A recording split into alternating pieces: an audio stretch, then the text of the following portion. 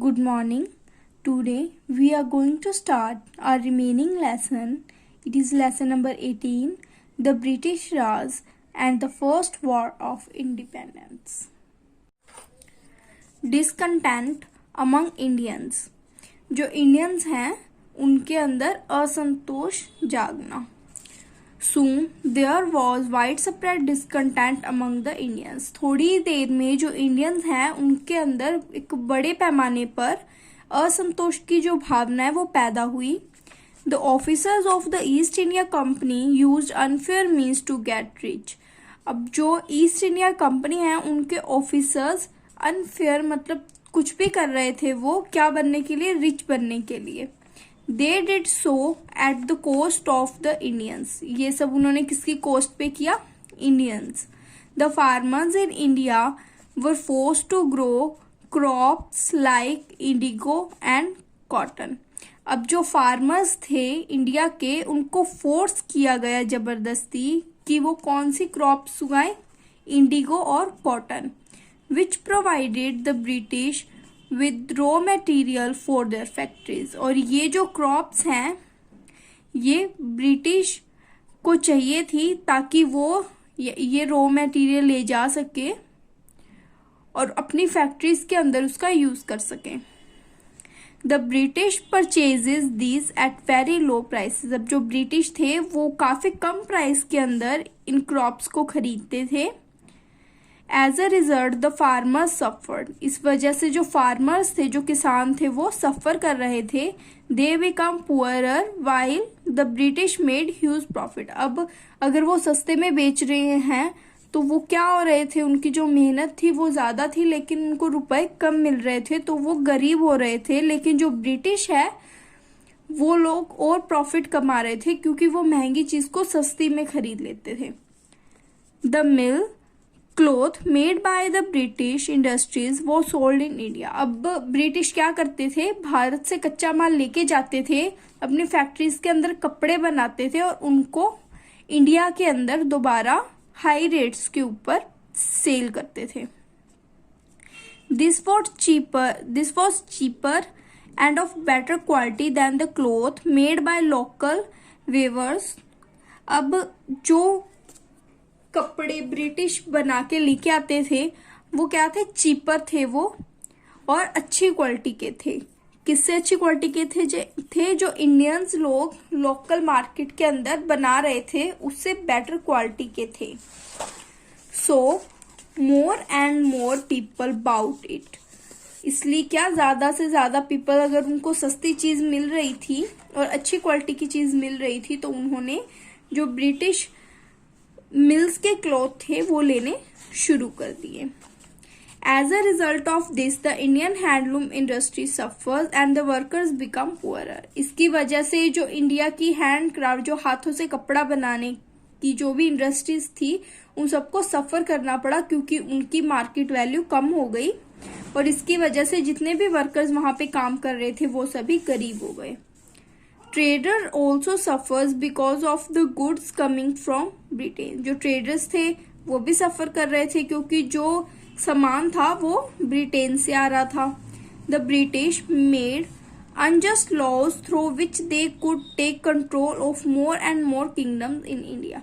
अब जो ब्रिटिश थे उन्होंने अनरीजनेबल बिना मतलब के लॉज जो हैं वो लगाना शुरू कर दिया ताकि वो इंडिया के ज्यादा से ज्यादा इंडिया के ऊपर अपना अधिकार कर सकें.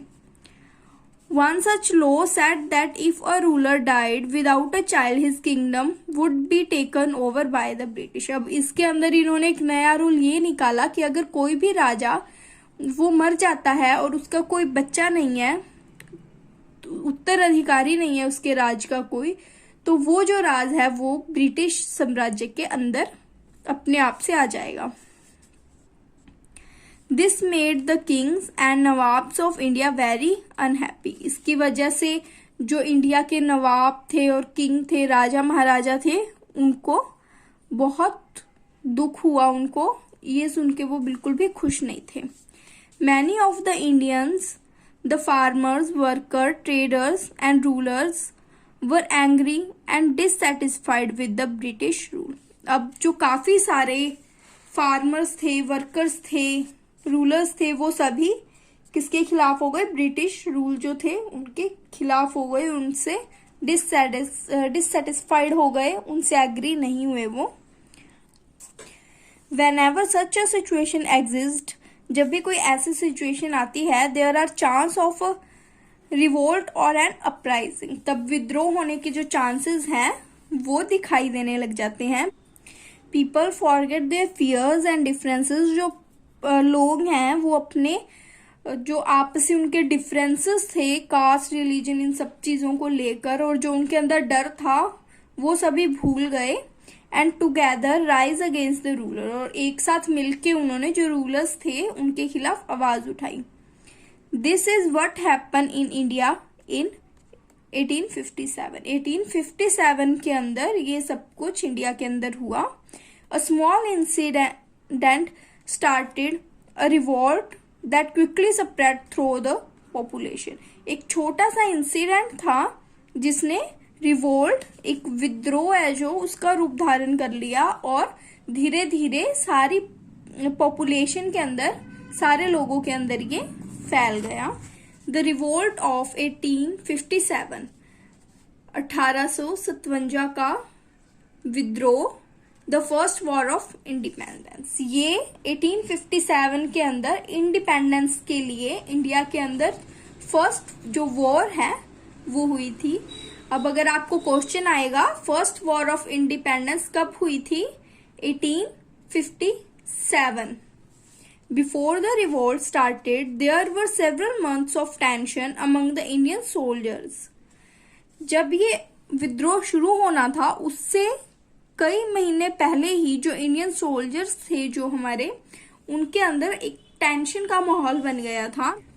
Because of the new rifles that had to use, जो उनकी नई राइफल्स थी जो उनको मिली हुई थी, उनको यूज करने के लिए उनके अंदर काफी टेंशन चल रही थी। क्यों? क्योंकि to load these rifles the soldiers has to bite off the end of greased cartridge. अब क्या था ये कि उनको चलाने के लिए फर्स्ट उनको वो पिस्टल चलाने के लिए जो हम लोड करते हैं राइफल, तो जो कारतूस होता है उसकी बाइट लेनी थी एक, ठीक है। बाइट से उसको पहले पीछे से बाइट करना था, उसके बाद उसको चला सकते थे वो। A rumor spread among the soldiers that the cartridges were greased with the fat of cows and pigs। अब उन सबके अंदर एक रूमर, एक किसी ने अफवाह उड़ा दी थी कि वो जो कारतूस है वो किससे बना है? फैट ऑफ काउज, जो काउज हैं उनके और पिग के मांस से बने हुए हैं वो। The Hindus regards cows as sacred and मुसलमान regards pigs as unclean।